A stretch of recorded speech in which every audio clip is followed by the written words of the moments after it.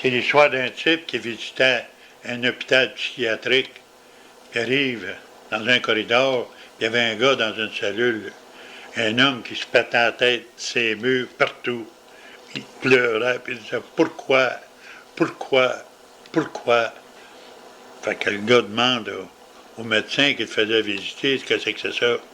Mais il dit, ce gars-là, il était follement en amour avec une femme. Puis il dit, il était supposé la marier, il avait préparé les noces. Puis il dit, la journée des noces, elle en a marié un autre. La journée qu'il était supposé se marier, elle est arrivé à l'église, puis il dit, elle était au bras d'un autre, elle en a marié un autre. Puis il dit, le gars, il a fait une dépression nerveuse, puis il n'est pas revenu. Puis depuis ce temps-là, il est seul à l'hôpital psychiatrique, puis il crie pourquoi, pourquoi. Le gars, c'est bien triste. Il va un petit peu plus loin, une autre cellule, il y avait encore un gars qui était là, il se frappait la tête de ses murs, il disait pourquoi, pourquoi. Fait que le gars demande au médecin, il dit qu'est-ce qui est arrivé à lui.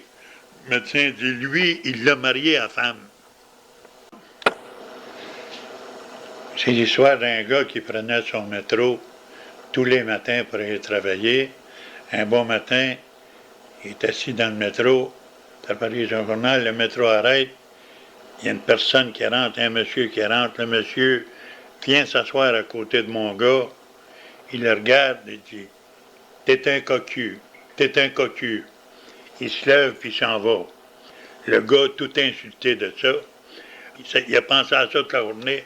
Rendu à la maison, tu vois, il en parle à sa femme. Il dit, il y a un gars qui m'a traité de cocu dans le métro un matin. Puis il a décrit le gars à son épouse. Elle dit, voyons, c'est bien que ce gars-là, ça doit être un original. C'est un gars qui voulait te faire une farce. La manière que tu le décris, on ne le connaît même pas, ce gars-là. Le gars pense à ça, c'est bien vrai. Fait que le lendemain, il prend encore son métro pour aller travailler. Le même gars, de la veille, rentre dans le métro, puis il vient s'asseoir à côté de mon type, puis il dit, t'es un cocu, puis t'es bavard en plus de ça. Un petit curé de paroisse qui a pris, il prend une vacance, bien méritée, bien entendu, puis il aimait ça jouer au golf, fait qu'il a décidé de prendre une vacance de golf, puis il s'est rendu à un endroit où Arnold Palmer avait joué au golf très souvent. Alors, comme le petit curé approchait le trou le plus dur sur le terrain, le petit cadet a dit au curé, « Monsieur le curé, quand Arnold Palmer joue ce trou-là, il prend un fer-toit, puis il dit une prière. » Le curé dit, « m'enseignez ça. » Fait qu'il prend un fer-toit, il dit une prière. Quand la balle a tombé dans l'eau, le curé a dit, « Je pense que le Seigneur ne m'a pas entendu. » Le petit cadet dit, il t'a probablement entendu, mais dit, quand Arnold Palmer faisait sa prière, il dit, il gardait sa tête baissée. La police a appelé ces lieux d'un accident de voiture. Heureusement, il n'y a pas de victime. Il y a un agent de police qui demande à la femme qui conduisait l'auto, puis qui avait causé l'accident, il dit, Madame, comment cela s'est-il passé? Elle dit, ben voilà, monsieur l'agent, je conduisais tranquillement, la voiture devant moi, et il a breaké, il a freiné brusquement. Alors, pour l'éviter, j'ai freiné moi aussi. Là, j'ai dérapé, puis je suis monté du trottoir. Là, j'ai frappé l'arbre qui est là, puis je suis rentré dans la pharmacie, je suis sorti par la porte. En sortant, j'ai écrasé un chien qui s'est donné à poser par là, puis il est venu pratiquement s'écraser en dessous de mes roues, puis j'étais m'écraser contre le mur. Puis après ça, M. l'agent, c'est là que j'ai perdu le contrôle.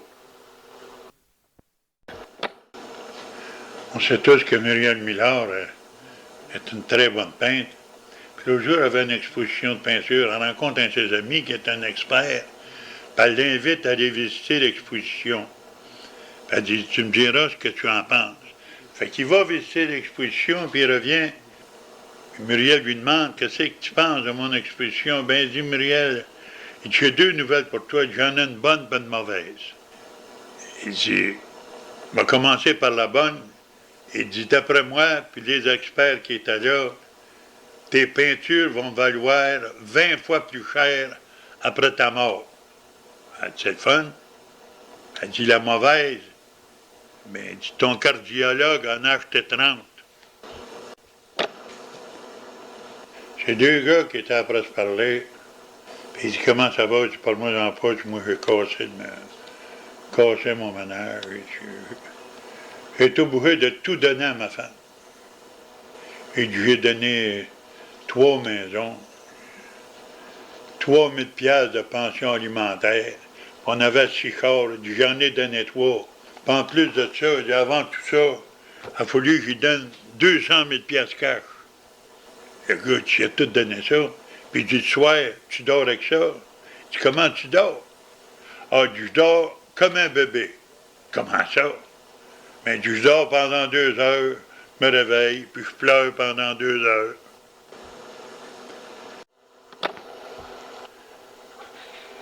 C'est au cours de mes dernières vacances, un bon matin, il y avait une table à côté de la mienne, puis il y avait un Américain, un Anglais et un Québécois qui déjeunaient avec leurs 3 épouses. Alors l'Américain a dit à sa femme, passe-moi le sucre, sugar. L'Anglais a dit à son épouse, passe-moi le miel, honey. Et le Québécois a dit à son épouse, passe-moi la crème, épaisse. C'est 2 femmes qui se rencontrent sur la rue, puis ils ne s'étaient pas vus depuis quelques années. L'une, et comment ça va bien? Qu'est-ce que tu fais de bon depuis que je t'ai vu? Ben, je me suis marié. Oui, tu t'es marié. Puis elle dit, comment ça va ton mariage? Ça va bien? Puis elle dit, j'ai 2 beaux enfants. Elle dit, un garçon et une fille. L'autre a dit, mon Dieu, que c'est beau. Elle dit, moi aussi, je souhaiterais donc ça, avoir 2 enfants. L'autre a dit, quoi? Comment ça? T'as pas d'enfants pantoute? L'autre a dit, oui, j'en ai 12. C'est l'histoire d'un barbier qui était prêt à faire la barbe à un type. Et puis, il lui coupait les cheveux sur la tête un peu. Il était pas mal chaud. Puis il lui coupait les cheveux sur la tête. Puis il a manqué son coup, puis il l'a coupé pas mal. Ça saignait pas mal. Fait que là, le barbier était tout énervé. Il a essayé de faire amende honorable. Il dit, monsieur, il dit, voulez-vous que vous enveloppe la tête dans une serviette humide?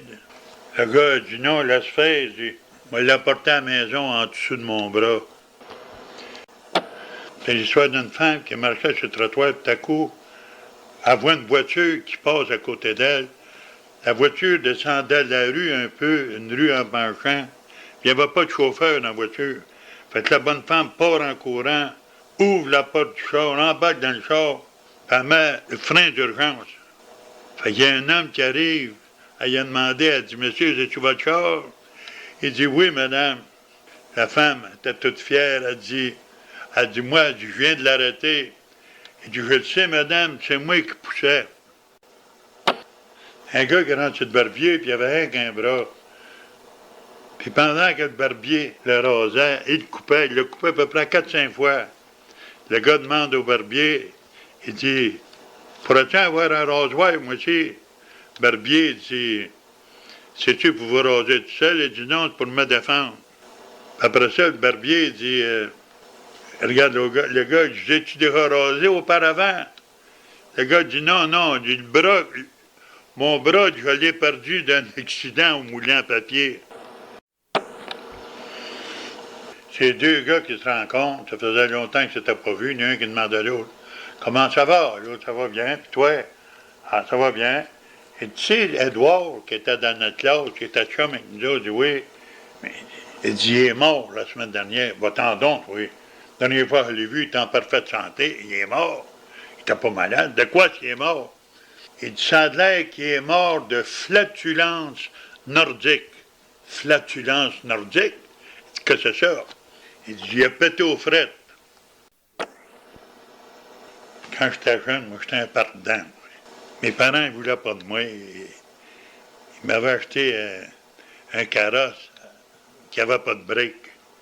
Après ça, je me suis marié, puis j'ai pensé qu'en ayant un enfant, les choses seraient différentes. Mais c'est toujours la même chose. Une bonne journée, j'ai appelé à la maison, C'est mon garçon qui a répondu. Il a parlé à sa mère. Il dit un instant, je l'entends qui crie, il dit maman, il dit c'est papa, es-tu ici? C'est un gars qui invite un de ses chums à aller jouer aux cartes chez lui un vendredi soir. Fait que le gars est arrivé un petit peu en retard, puis il a remarqué qu'il y avait 3 hommes, puis un gros chien policier qui était après jouer aux cartes. Fait que le gars dit à son chum, il dit à qui ce chien-là? Il a dit c'est à moi. Il dit qu'est-ce qu'il fait là? Il dit il joue aux cartes avec les gars. Elle dit il est intelligent, maudit. Il joue aux cartes. Oh, le gars, il n'est pas si fin que ça. Il dit tous les fois qu'il a une bonne main, il se fait aller à la queue. C'est les choix d'un type qui était après. Avant de partir, il était après arranger sa cravate dans le miroir, il fait un faux mouvement. Il échappe le miroir tombe à terre, le miroir casse. Il dit à sa femme, mon Dieu, miroir cassé, c'est 7 ans de malchance. Sa femme a dit non, voyons donc, 7 ans de malchance. Elle dit, hey, mon oncle Olivier, lui, elle dit une fois, il a brisé un miroir comme ça. Elle dit, il n'a pas eu 7 ans de malchance. Il dit, ouais, certainement, il n'a pas eu 7 ans de malchance. Il est mort ce journée-là. C'est le professeur qui demande aux élèves la différence entre le savoir et la foi. Il y a un petit gars qui se lève et dit, c'est le professeur, on va vous dire ça. Il dit, ma mère a 3 enfants. Il dit, elle sait, ce sont ses 3 enfants. Elle dit, ça, c'est du savoir. Puis elle dit, mon père, lui, il croit que les 3 enfants sont à lui. Il dit, ça, c'est de la foi. C'est l'histoire d'un homme qui téléphone à sa femme, puis il dit qu'il s'en va à la pêche avec des amis. Puis il dit à sa femme, prépare mes affaires, puis n'oublie pas de mettre mon beau pyjama dans la valise. Il s'en va. À son retour, il dit à sa femme, écoute un peu, je t'avais dit de mettre mon pyjama dans la valise. Puis tu t'as oublié mon pyjama? Non, pas du tout, répondit-elle. Je l'avais mis dans ton coffre à pêche. Il y avait une réunion des femmes d'une paroisse, puis ils discutaient sur un sujet, puis les femmes, tout le monde parlait ensemble, puis ils n'étaient pas capables de s'entendre sur le sujet. Ils étaient voir M. le curé, puis ils ont demandé son avis. Fait que le curé dit, pour mettre un peu d'ordre dans le meeting, là, il dit, je vais vous faire une suggestion. Vous allez parler une par une, commençant par la plus vieille. Fait que l'argument est fini là. Là qu'on a passé un été extraordinaire, un été qui était très chaud, très humide. Mais malgré qu'il a fait bien chaud cet été, l'ayatollah Khomeini, qui est mort cet été, mais ça a l'air qu'il est revenu sur la terre.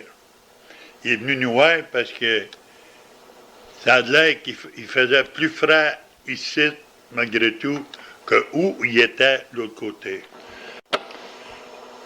2 types qui se parlaient, un optimiste et un pessimiste. L'optimiste dit au pessimiste, pour chaque chose que tu donnes, il y en a 2 qui te sont remises. Le pessimiste il dit, t'as bien raison, l'année passée, j'ai donné ma fille en mariage, puis cette année, elle et son mari sont venus rester à la maison. Un homme est poursuivi en justice pour avoir commis un vol. Après qu'il a décliné son identité, le juge lui pose la question, « Reconnaissez-vous les faits? » Monsieur le juge répond inculpé, « Je ne comprends pas ce qui m'arrive. J'ai simplement ramassé une corde qui traînait sur le bord de la rue. C'est seulement en arrivant à la maison que je me suis aperçu qu'il y avait un bœuf attaché au bout. » C'est la femme qui réveille son mari. Elle dit, hey, Joseph, réveille-toi. Elle dit, il y a un voleur dans la cuisine. Elle dit, je pense qu'il est après manger d'un casserole qui sont sur le poêle. Le bonhomme, il dit, n'aime-toi pas avec ça, puis il dit, couche-toi et endors-toi. S'il mange d'un casserole, il m'envoie juste à l'enterrer demain matin. C'est les élèves. Ils sont en classe, puis la maîtresse leur demande, une bonne journée, de trouver le mot qui, d'après eux, décrirait le mieux l'ex-premier ministre du Québec, Maurice Duplessis. Il y a un petit gars qui s'est levé, il dit, un mot qui va décrire Maurice Duplessis. Il dit oui, mort. Un vieil employé dans une compagnie a eu 100 ans, il n'y a pas longtemps. Fait que son patron lui a offert un gros montant pour se retirer. Le gars refusait l'argent. Il dit non, non, non. Il dit quand j'ai pris ce job-là en 1910, il dit le boss me dit que c'était permanent. Le petit gars, il demande à son père, il dit papa, qui c'est qui m'a donné mon intelligence? Et le petit gars, la maîtresse à l'école, tout le monde dit que je suis très intelligent. Je veux savoir qui c'est qui m'a donné mon intelligence, toi ou maman? Bonhomme, ça doit être ta mère, parce qu'il dit j'ai encore la mienne. Un couple marié attendait le premier enfant. Fait que le gars dit, je pense pas que je pourrais rester dans la même chambre que toi. Il dit, bien que tu délivres le bébé. La femme a dit, pourquoi pas? Elle dit, ça t'a rien fait d'être dans la même chambre quand t'as placé la commande. Ils disent que prendre l'avion, voler, c'est plus sûr que de marcher. Hey, qui n'essayent pas de nous emplir, eux autres-là. Quand est-ce la dernière fois que tu as vu une machine qui vend des polices d'assurance dans un magasin de souliers? C'est le gars qui arrive à son bureau un matin et constate avec une grande stupeur que le plafond d'une des pièces de son bureau s'est écroulé. Vite, il faut le dire au boss. Il faut prévenir le boss. Hein, c'est chum, c'est pas à peine, il est déjà au courant, il est en dessous. Le docteur, un de ses amis, dit moi, il y a un de mes patients qui a une double personnalité. Fait que son ami, dit c'est pas tellement si rare que ça. Ouais, docteur, ce cas-là, c'est assez rare. Il dit les deux personnalités me payent. Voici deux moyens à employer pour ne pas avoir à payer de pension alimentaire. Premièrement, rester célibataire. Et deuxièmement, rester marié. Ma femme est toujours, elle essaie toujours de se débarrasser de moi. L'autre jour, elle m'a demandé de sortir les vidanges. J'ai sorti les vidanges. Les vidanges, j'ai dit, sont sortis. Elle dit, sors dehors, puis va surveiller. Quand ce jeune faisait pitié, il me regardait comme fou. Mes deux jambes ne matchaient pas. Habituellement, un enfant s'amuse avec un petit ours. Ben moi, mes parents m'ont mis un ours vivant dans ma bassinette. Que nous autres, le monde entier, on doit beaucoup à Thomas Edison. Si t'as pas de Thomas Edison, on sera obligé de regarder la télévision à chandelle. C'est pas surprenant que Pierre-Jean soit complexé. Parce que son père a passé les 3-4 premières années de sa vie à essayer de trouver une erreur dans son certificat de naissance. La différence entre les femmes et les pantoufles, il n'y a pas de différence. Les deux se font mettre par des pieds. Un gars qui est rendu le boucher et a demandé 400 livres de steak haché. Le boucher, il dit, tu vas pas manger ça tout seul? Le gars, t'as bien raison, donne-moi des patates avec ça. Pour ce qui est de Marcel Gamache, il est assez chalant que je suis rendu que je parle à son répondeur téléphonique, puis quand c'est lui qui parle, je raccroche. Il n'y a pas longtemps, Hugh Hefner, l'éditeur du Playboy, s'est marié. Ça fait penser à Hefner en se mariant. Ça fait penser à Henry Ford qui s'achèterait un char. Quand j'étais jeune, j'étais pas gros, je faisais assez pitié. Qu'une bonne journée, il y a un gars qui voulait me voler, il voulait faire un hold-up. À la place de faire un hold-up, je faisais assez pitié, il m'a donné de l'argent. Quel crime a pris tellement de grosses proportions à New York, c'est rendu que la statue de la liberté a deux bras dans les airs. Pour ce qui est de Roméo Pérus, il aime ça picasser tout le monde. Une bonne fois, il va aller trop loin.